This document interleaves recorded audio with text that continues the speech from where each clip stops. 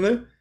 Cara, o dilúvio, todo o lance que tem também, aí é uma parte aí que o Rodrigo entende muito mais do que eu, que é como as coisas foram contadas, né? Como essas coisas foram contadas nos textos aí, né? Tanto na Bíblia como em outros evangelhos, outros textos, né? Como que a pessoa contou. O que a pessoa tem que ter na mente é o seguinte, cara. Você escrever um livro, você está escrevendo ali uma história. A Bíblia, na verdade, conta uma história numa linguagem que existia naquela época, tentando propagar aquele conhecimento da melhor forma possível e tal. Hoje, quando você vai ler, tem muita coisa ali que tem que sofrer uma interpretação. Eu sei que tem linhas que não interpretam, que leem ao pé da letra o que está escrito ali. Aí depois o Rodrigo pode falar se isso é certo, se isso é errado, como interpretar a Bíblia. Eu acho que deve ter várias interpretações também. O dilúvio, cara, do ponto de vista, assim, geológico, né? Que aí, no caso, é a geologia. É a sua área, né? Que fala isso, né? A gente não tem nenhuma... o que o pessoal acha que foi, do ponto de vista geológico, foi tsunami, alguma grande tsunami, aconteceu algum grande terremoto, aquilo lá causou uma onda muito grande, uma tsunami que a gente fala, e aquilo lá deixou algumas... Porque marcas de tsunami muito antigas a gente encontra em rochas, em determinados lugares, entendeu? Então eu sei que tem um pessoal que tenta fazer essa relação, estudando marcas de tsunamis muito antigos com o que foi dito, ou o que é dito na Bíblia com relação ao dilúvio, e chega nesse ponto. Agora, a questão é de você não dá... Porque, pra falar a verdade, cara, eu nem sei a história toda do dilúvio, não, tá? O Rodrigo vai contar aí pra gente, tá? Mas o dilúvio é uma grande inundação que teve na Terra, tal, que salvaram lá os bichos, colocaram dentro da famosa arca e tal, não sei o quê. E depois baixou o nível e o que salvou, né? O lance é esse, cara. A gente não tem. O que a gente tem hoje, que a gente consegue estudar geologicamente, são essas marcas de tsunamis, que eu acho que pode ter sido isso que aconteceu. Pode. Mas também é muito difícil, porque como a Terra ela é um planeta vivo, o que quer dizer um planeta vivo? Você está formando crosta e destruindo crosta, você tem um tempo que essas coisas ficam, a Terra tem temperismo, então às vezes uma marca dá muita dúvida de você saber que é. Então o pessoal que lida com isso, que é o pessoal da geologia, é um tema muito difícil até de você achar. Então você tem que ir para um lugar muito específico, ali você vê, aqui tem uma tsunami do ano tal, aqui uma do ano 1000, aqui uma do ano 200. E aí eles vão chegando e falam, isso pode ser que o dilúvio tenha sido essa tal grande inundação que o pessoal falou. Porque também é o seguinte, o pessoal da Bíblia vivia o planeta Terra para eles era algo muito restrito, né, cara? Uhum. O planeta Terra para eles era o quê? Era aquilo ali, era o Oriente Médio. Oriente Médio, entendeu? Então como que você pode falar que aquilo lá tomou conta do planeta inteiro? Cara, não existia nem planeta para eles, né? Assim, eles não sabiam nem que existia a Europa direito, quanto mais a América, quanto mais o resto todo. Claro. Então, isso sim. Por isso que a gente acha que geologicamente foi um tsunami que aconteceu na região ali. Do lado de cá, nós temos 3 opiniões sobre o dilúvio, do lado dos teólogos. Opinião A, aqueles que acham que é um mito. É apenas um mito, não tem nada de historicidade, é um mito bíblico e tudo mais. Opinião B, aqueles acham que não é um mito, é uma história, mas foi uma história localizada. Alguns até pensam que o dilúvio foi algo que aconteceu ali perto do Mar Negro. Isso. E tudo mais, e que deixou as camadas ali e tudo. Inclusive, os estudantes de cultura sumeriana também pegam isso. O Finkel, que é lá da Inglaterra, tem alguns tabletes cuneiformes sumerianos, babilônicos, então, daquela região ali. E tem uma terceira linha que acha que não, que foi um evento global. Tá bom? Eu vou explicar o porquê dessa terceira linha, o evento global dentro da Bíblia, e alguma coisa científica aqui eu vou deixar mais aí para dialogar com o Sérgio, porque não é minha área. O que eu posso dizer assim, vou de trás para frente, para quem defende que o dilúvio foi algo universal, dentro da Bíblia nós temos alguns elementos. Em primeiro lugar, Jesus tratou o dilúvio como algo universal. Tanto é que ele compara a universalidade da vinda dele aos dias do dilúvio. Então, quer dizer, se o dilúvio não for universal, então Jesus também estava equivocado. E do ponto de vista teológico, questionar Jesus, você pode questionar até o Moisés, mas questionar Jesus, para quem é cristão, é claro, é um negócio meio complicado.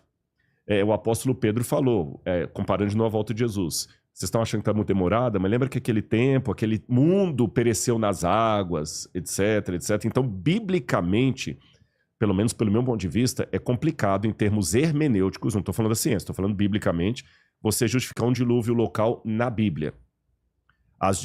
Se eles estavam equivocados... Mas esse universal, ele é uma tradução do que foi dito na época? Porque o que era universal para eles era a região deles, né? Exatamente. Ou eles já tinham essa visão do universal ser algo muito maior? Como que era? Essa pergunta é muito boa, porque vai ter teólogos que vão dar justamente esse argumento seu. Quando eles falavam o mundo inteiro, eles estavam falando o mundo habitado que eles conheciam. Mas, compreendendo que o profeta está contando uma história que lhe foi revelada pelo Espírito Santo, ele entende que mundo é mundo. É mundo mesmo, tá, entendi. Tá dentro? Como Jesus, quando falou que a volta dele vai ser um evento mundial, o mundo todo. Ele falou que o evangelho ia ser levado a todas as nações, o Apocalipse fala de todas as tribos, línguas, povos. E a descrição do Gênesis, do dilúvio, ela tem uma catástrofe realmente que pega o planeta inteiro, que fala que as comportas do céu se abriram e de baixo também. A descrição hebraica do Gênesis é um aguaceiro que vem de cima e de baixo. Então não é uma mera chuva, não é uma mera inundação. Por isso que eu tenho uma galera que faz a interpretação do tsunami. Por quê? Porque a tsunami é uma onda muito grande. Que ela cobre como vindo do céu. Então, se você estiver perto... Ainda bem que eu nunca tive, né? Mas se você estiver perto dela, é uma coisa que parece que vem de cima também. Você pega um tsunami de 30 metros. Então por isso que você pega... Nossa. Por isso que é esse lance de interpretação que eu falo, exatamente. Né? E alguns pensam também assim, que a visão que eles tinham é que quando Deus criou a Terra, a água não estava aqui. A visão bíblica é que a água parece que foi trazida de fora, porque não tem um momento assim, que dia Deus criou a água. Só fala assim, no princípio criou Deus os céus e a terra, aí Deus separa a água. Separa a água. E ao separar a água, surge uma porção seca e um pouco de água fica retido no céu.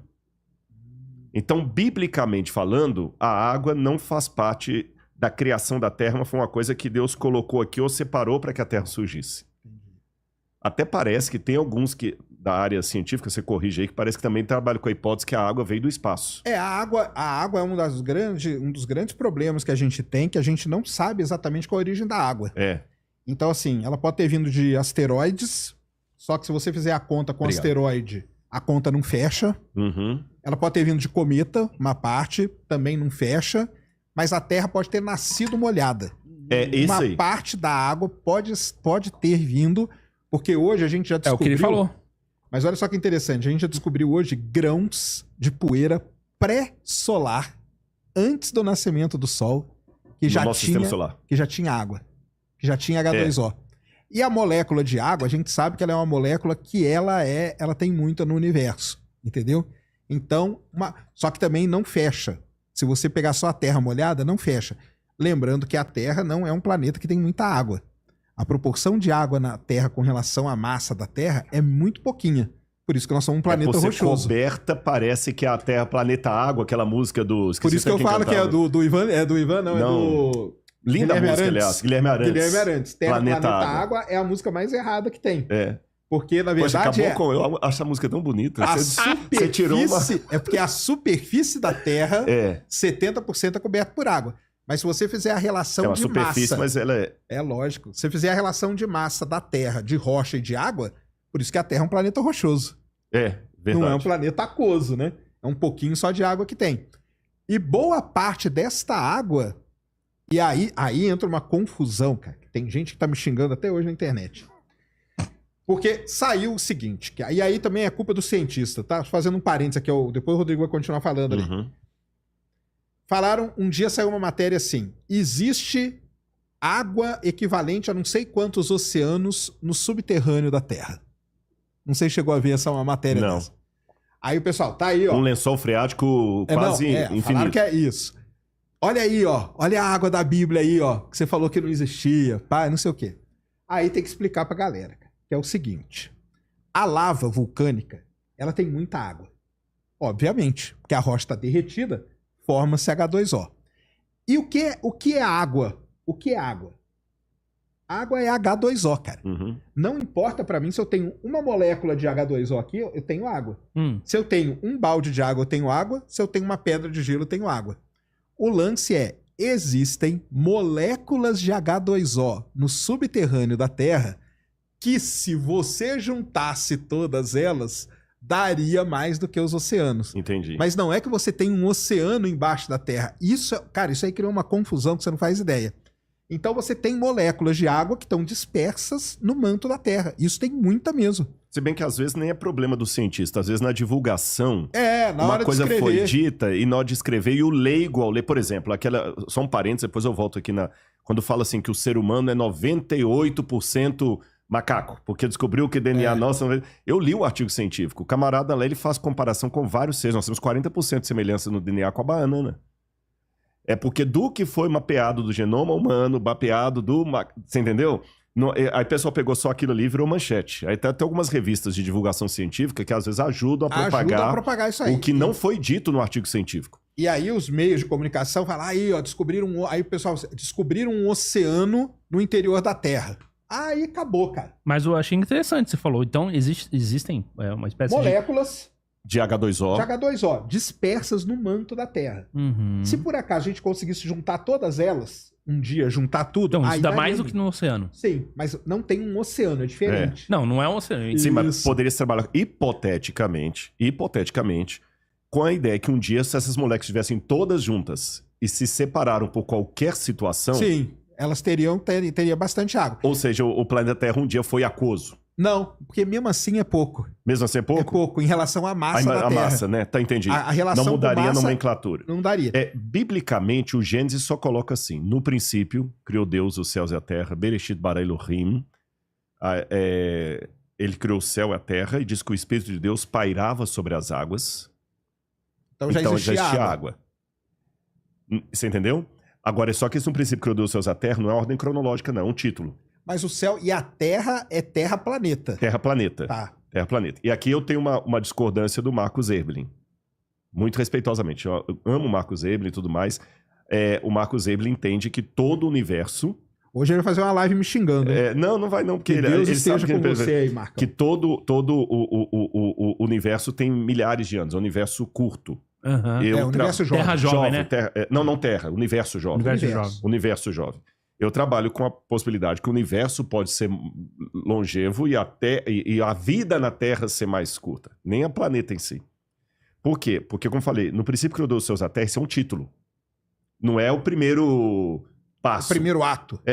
Agora eu vou te contar como é que Deus criou o céu e a terra. Então, aí o Espírito de Deus pairava sobre as águas e a terra, no hebraico, diz que ela era sem forma e vazia. Vavorro, vatorro. Sem forma e vazia. O que é isso? Aí tem toda uma questão dos hebraístas para tentar entender. Era uma coisa assim que não muito formatada. E ao fazer a separação de águas, surgiu a porção seca. É isso que a Bíblia diz. Ao fazer a separação de águas, surgiu a porção seca.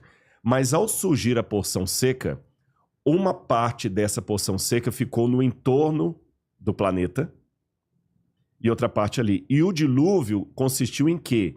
Em que uma parte dessa porção que estava aqui caiu e provocou o dilúvio, e outra parte que estava no subsolo subiu, as duas se encontraram, inundando tudo, né?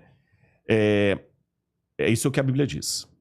Agora, vamos lá, alguns detalhes também.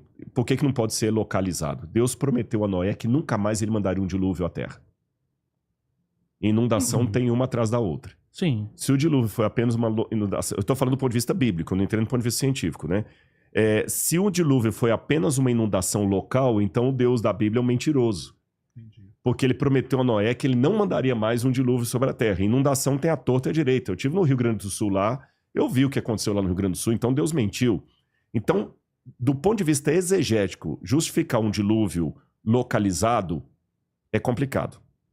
Justificar um dilúvio mitológico também é complicado, porque você está desmentindo Jesus. Então, não me sobra muita coisa, senão uma leitura nesse ponto literal de um dilúvio mundial. Agora, a partir disso aqui, eu tenho isso no texto, é a hora a gente levanta a cabeça para o lado do muro e começa a conversar com os geólogos e paleontólogos e tudo mais. Existe alguma possibilidade de alguma coisa assim? Aí, de novo, como leigo, o que eu tenho visto alguns sites, o doutor Naor Neves, por exemplo, já aposentado, trabalhou muito tempo com paleontologia e geologia, Tem também o Marcos Natal, que também era geólogo, formado lá na Universidade Federal do Rio de Janeiro, de Belo Horizonte.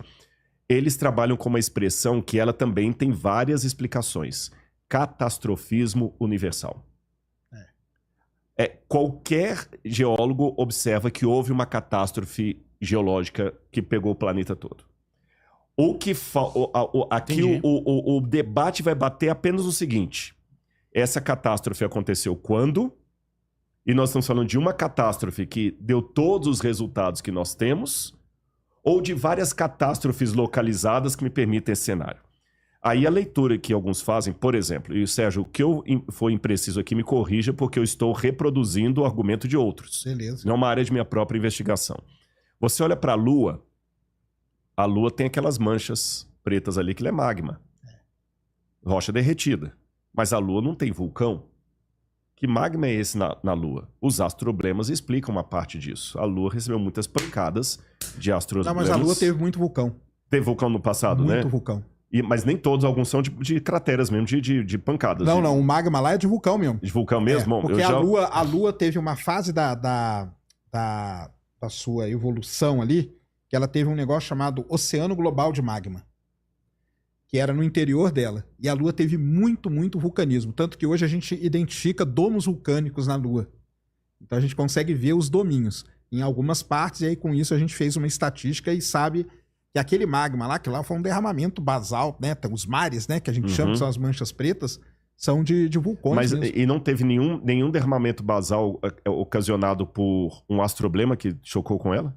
Mas aí não é tanto, né? Porque aí quando uma cratera muito grande, ela pode causar uma fissura, uma falha, e aí o magma sair, né? É essa a explicação que eu vi. Nesse caso, mas isso foi só para ilustrar que, uma vez que esses astroblemas acontecem na Lua, muitos deles também bateram na Terra. Sim. E Tanto numa época... que a extinção dos dinossauros foi um astroblema. Foi daí que eu peguei a questão da Lua. É que a Lua serviu de um escudo ali, né? Mais ou menos. Então, a Terra tem essas catástrofes universais. 5 extinções em massa, né? Que a gente então, fala. a Bíblia fala assim, quando a Bíblia fala de um dilúvio universal... Se eu trocar a palavra dilúvio universal por catastrofismo universal, eu estou falando a mesma coisa do cientista, só que com a linguagem bíblica. A Bíblia chama dilúvio universal. Faz sentido. E quando... É porque a ideia popular de aguaceiro, de inundação, dá para o dilúvio uma conotação muito aquém do que realmente ele foi. Porque se eu entender que o dilúvio foi a ira de Deus caindo sobre o mundo, não foi só uma chuvinha inundando tudo e a arca de Noé flutuando ali. Foi uma coisa de ira mesmo, de caos. Tanto é que Pedro fala que os céus estão entesourados para a destruição, que vai ser a volta de Jesus. Então, realmente causou a extinção de muitos animais, cadeias de animais inteiras, dinossauros, e tsunamis fazem parte desse modelo, sim. Astroblemas, pancadas. Por isso que eu citei a palavra astroblema aqui, apesar do meu equívoco dos vulcões na Lua, eu não tinha essa informação. Mas aqui bateram astroblemas com tsunamis, talvez de 30, 40 metros de altura, varrendo tudo aqui. E essa catástrofe, ela foi tão emblemática que, aí é uma questão de fé, pelo Espírito Santo, aqueles que sobreviveram foram contando. E 2 elementos mais para dar a oportunidade do Sérgio também colocar o contraponto dele. De novo, estou explicando como leigo. Parece-me que em geologia há 2 tipos de fenômenos. Os ordinários e extraordinários. Ordinários é aquilo que está acontecendo todo dia, mas eu não consigo acompanhar. Eu não consigo ver. Esse prédio aqui está tendo uma erosão. Se ninguém der manutenção nesse prédio, não sei, vou chutar um número aqui, quem sabe daqui a 200 anos ele vai colapsar. Porque é o efeito ordinário da erosão. Porém, se tiver um terremoto aqui, esse prédio vai cair em 2 minutos. Claro. 2 minutos. O terremoto é um efeito extraordinário. Então, o efeito extraordinário, ele provoca num curto espaço de tempo que o ordinário demoraria séculos para provocar. Então, trabalhando com a hipótese que pode ter havido um catastrofismo bíblico que provocou uma extinção em massa, queda, acúmulo de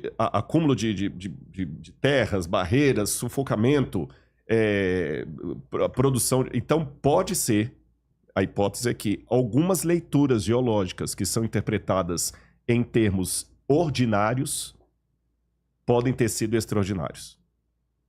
Entendeu? Aí é um assunto que vai ficar desleal se eu discutir com o Sérgio, porque a minha área é pequena nesse sentido, mas, por exemplo, muitos fósseis não demonstram aparência de milhões e milhões de anos para se fossilizar, porque você tem um animal que parece que ele foi fossilizado comendo um outro, caçando, um peixe assim com a barbatana ainda aparecendo, coisas que desapareceriam num processo longínquo. É mais ou menos por aí que vai a argumentação. Agora, é lógico... e o último ponto que eu ia mencionar. Quando você vai agora na área da arqueologia e procura os primeiros escritos da humanidade, que até a segunda ordem, a escrita foi inventada na Suméria, os sumérios foram formidáveis. Os sumérios inventaram a roda, a agricultura, a cidade com muros. Agora, não sei se eu falo inventaram ou descobriram a matemática. A matemática é sempre essa questão, né? Ninguém sabe. Entendeu? A matemática, a economia e a escrita. Aí, quando você vê os primeiros documentos da humanidade, o que os sumérios contam que eles são? Eles falam que eles são descendentes daqueles que sobreviveram ao grande dilúvio. E que os ancestrais deles, aí que vem o épico do Gilgamesh, Utnapishtim, Ziusudra, esses textos sumerianos do dilúvio, babilônicos também, Atrahasis, que são os nomes que eu chamo o Noé diluviano, o Noé babilônico. E é muito interessante a similaridade com a história que a Bíblia vai contar depois. A única diferença é que um salvou animais, o outro salvou plantas, levou sementes. Entendi. Sabe? E que ele soltou a pomba e o corvo para ver se as águas baixaram.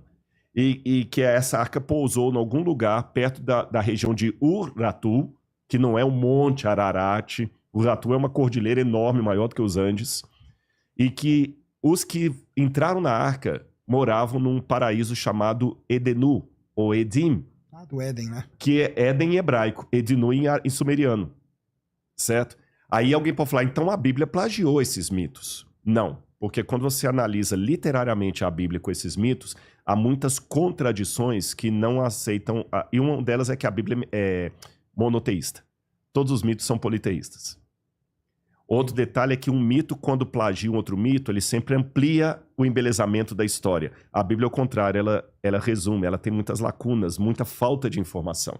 E outros argumentos que eu podia dar aqui. E ainda que eu mesmo assim falar, não, mas pode ser que a Bíblia plagiou. A história do dilúvio não está restrita apenas ao Oriente Médio. Existem mais de 300 culturas fora do Oriente Médio que contam a história de um dilúvio que estava no bojo do início da humanidade. Se você for aqui no México, Montezuma, Teotihuacan, eles contam a história do dilúvio. Entre os índios maias, você tem a história do dilúvio. Na Índia, você tem. Na África... Mas aí seria na mesma época? Oi? Não dá pra saber. Não, os mitos são de épocas diferentes, mas assim, são todos assim, longevos e na época de James Frazer, que trabalhava com a mitologia comparada, partia do início que houve um mito do dilúvio que desencadeou todo, mas isso está abandonado na academia hoje. Hoje está mais fácil pensar o seguinte, houve um evento histórico de proporções realmente traumáticas e universais, e os povos que surgiram depois remetem a esse movimento. É mais lógico pensar assim do que falar assim, você copiou o Sérgio e eu copiei você. Você entendeu? O Júnior copiou o Sérgio, eu copiei o Júnior. Então, assim, se o dilúvio foi apenas um evento localizado no Oriente Médio, os mitos do dilúvio deveriam estar restritos àquela área geográfica. Sim. E não em todo o planeta. E nem tem nenhuma influência de missionários nem nada, porque os descobridores já encontravam índios daqui das Américas contando essas histórias. Exatamente. No Peru, os incas já tinham essas histórias. Então, isso foi tão forte que até o Levi Strauss, que era ateu, falou, eu realmente não tenho explicação isso. Como os mitos da Bíblia estão espalhados em povos que não tiveram nenhum contato com a cultura que produziu a Bíblia. Mas isso é uma leitura que eu fiz aqui, alguma coisa que eu tentei falar da área do outro aqui, eu espero não ter falado muita bobagem. Pode ser um evento global, pode ser mesmo, porque a Terra passou por 5 extinções em massa, né? Boa parte delas são ligadas a vulcanismo. Boa parte delas. Mudanças climáticas muito sérias, né? E quando você tem um grande impacto, se ele foi no oceano, Porque aí tem chance, a chance maior é que bata, né? Porque como é Água. 70% da superfície é água, aí pode mesmo ter marcado em vários lugares e cada cultura ter sentido aquilo, relatado aquilo de um jeito e que no final você chega mais ou menos na mesma história, né? Isso aí faz muito sentido mesmo. É a